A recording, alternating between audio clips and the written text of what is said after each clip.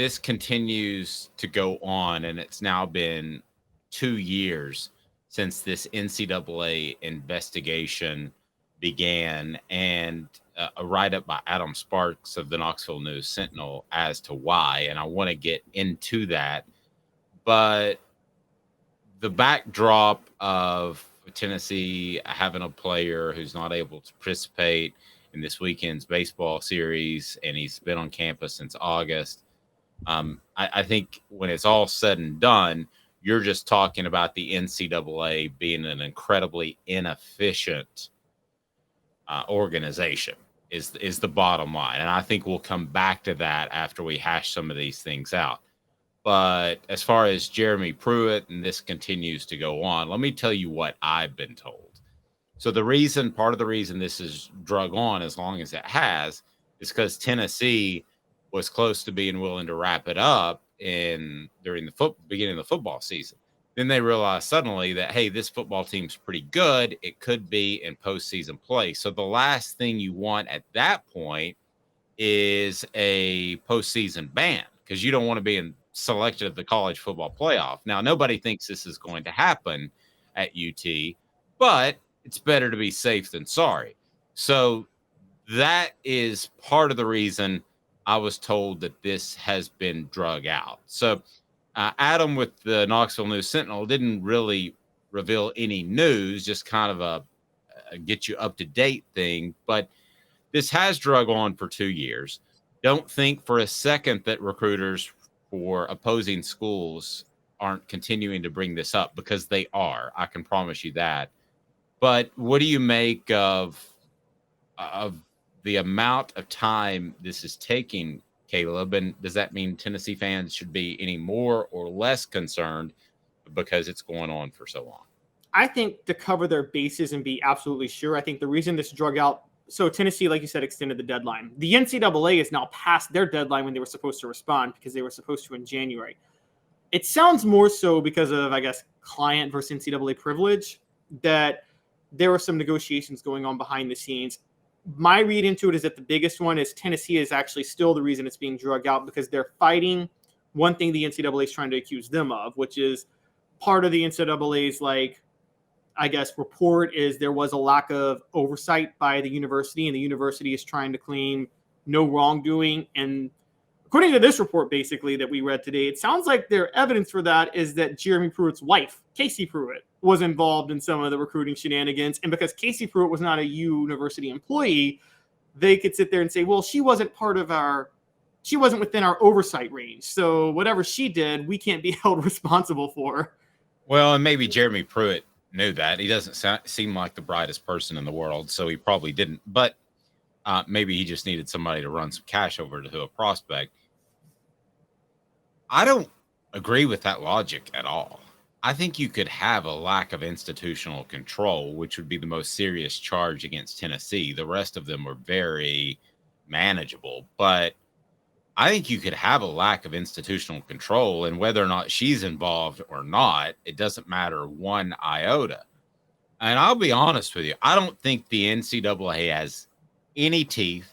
I don't think anything significant is going to happen to Tennessee. So I'm saying that first, right, Caleb? I'm on the record.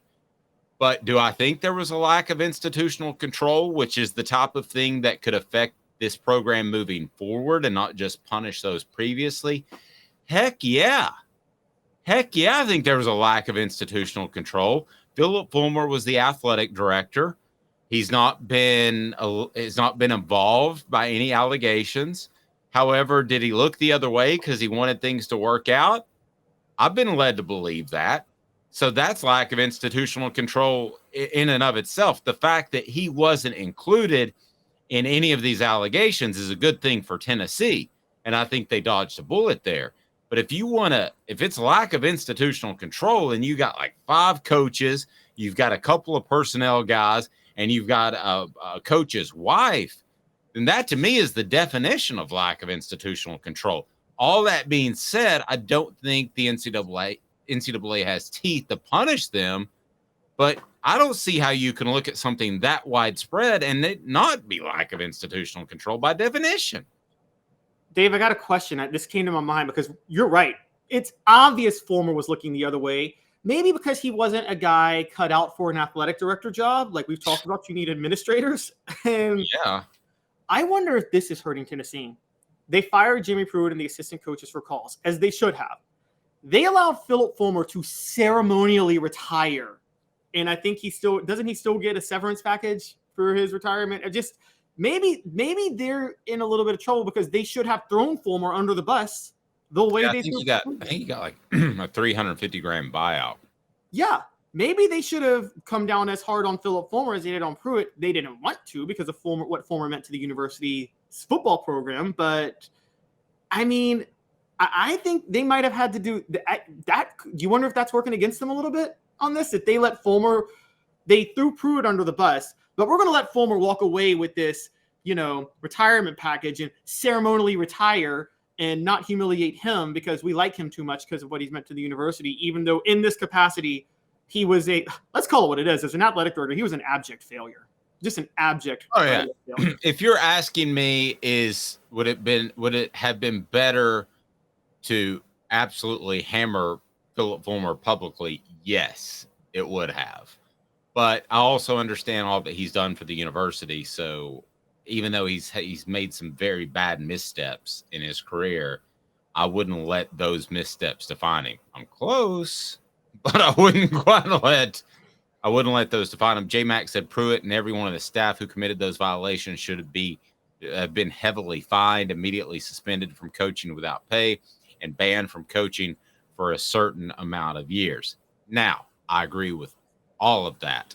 And I will say this along J Mac's line of thinking. It makes no sense to punish the incoming football staff who did absolutely nothing when it was the previous staff who committed the violations. Punish the outgoing previous staff, not the incoming one. Totally agree with that. And you're also talking about not only a change in head coach, athletic director, complete administration from the top up, president of the university.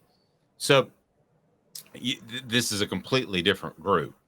What does it say about the severity of the allegations that Jeremy Pruitt has now found a home in college football again? Because I didn't think that he would ever be back in college football. So now, what's that? Has he? Well, I mean, there's talk by Dennis Dodd of CBS Sports that Alabama coach Nick Saban has reached out to Jeremy Pruitt and had reached out to him for the defensive coordinator position at one point. The fact that he is reaching out to him, does that say that Nick Saban believes that these allegations aren't that serious? Because I thought Jeremy Pruitt, enjoy the NFL. You're still going to make $300,000 or $400,000 a year, but your time in college is over. But there's been some contact, so it makes me wonder, if you're a Tennessee fan, are you looking at Nick Saban, who's kind of the czar of college football on that level, and if he's reaching out to Pruitt, but I could take that a step further, you didn't hire Pruitt, so I mean, I'm asking you, I don't know exactly what that means that Pruitt was in contact. Maybe it means they didn't hire him because he was going to get a show cause. And by the way a show cause works, you don't ban coaches from coaching in college. But what happens is you can hire them and then you have to show cause that they won't do anything wrong or why they had a misstep previously so that you can hire them. So they don't get banned, but it is another step, and yeah, it's a pain in the rear, to be quite honest with you. And Jeremy Pruitt, why wouldn't you just go get somebody else? I just thought it was really interesting that they did reach out to Pruitt to replace Pete Golding, according to Dennis Dodd of CBS Sports. What does that tell you about Tennessee's investigation? Well, let's not. We got to think about timelines here because a lot of this comes with timelines. True. The report that Saban reached out to Pruitt, it came out on January the 30th, I believe. Right. We were all led to believe the investigation was going to be wrapped up at the end of January. Probably Nick Saban believed that. And if I'm reading into this, I'm reading into it that he reached out to Pruitt just to say, hey, maybe I'll give you a shot. I'm about to find out in 2 days whether or not you have a show cause. And then it got pushed back 2 weeks, or now 3 weeks, or whatever we're into February. And at that point, Saban had to make the decision and go hire Kevin Steele. It could just be something as simple as, hey, look, we're about to find out if you don't have a show cause, are you interested in the D coordinator position at Alabama? It could be that. I do want to ask one question, though, because everybody says, you shouldn't punish a team for previous players and coaches and things like that. And we all agree that was a dumb thing the NCAA had been doing for decades. My question to Vol fans who care about history and legacy of Tennessee football, given that principle, are you willing to surrender the 1990 SEC championship to Steve Spurrier in Florida? Florida finished ahead of Tennessee that year, but they were on probation because of something that happened 4 years before. And if you ask Spurrier, he will tell you all the time that 1990 team got robbed, and that was his favorite team. Are you willing to surrender another SEC title to Florida on principle? No, I don't think they are. With Pruitt not getting that job, listen, Nick Saban can call up Greg Sankey at any point. Okay, he can get the inside scoop. The fact that he was contacted and not hired makes me think that it's going to be pretty tough on Jeremy Pruitt, because I'll go ahead and tell you, I'm not a big fan of Bullethead. I wasn't when he was hired. And I will tell you that Didn't know that was his name. Yeah, that's the nickname I came up with it for. So, but Jeremy Pruitt's a better hire than Kevin Steele. Hands down. And I'm going to tell you why. It's not an X's and O's thing. Because Nick Saban is going to handle the X's and O's on defense. And Jeremy Pruitt is a very, very good recruiter. So Kevin Steele is a good recruiter. Jeremy Pruitt is a very good recruiter.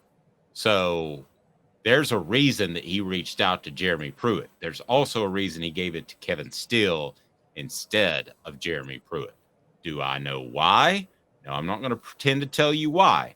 But I would wonder if it's Nick Saban thinks that he's going to get hammered, Jeremy Pruitt is, by the NCAA.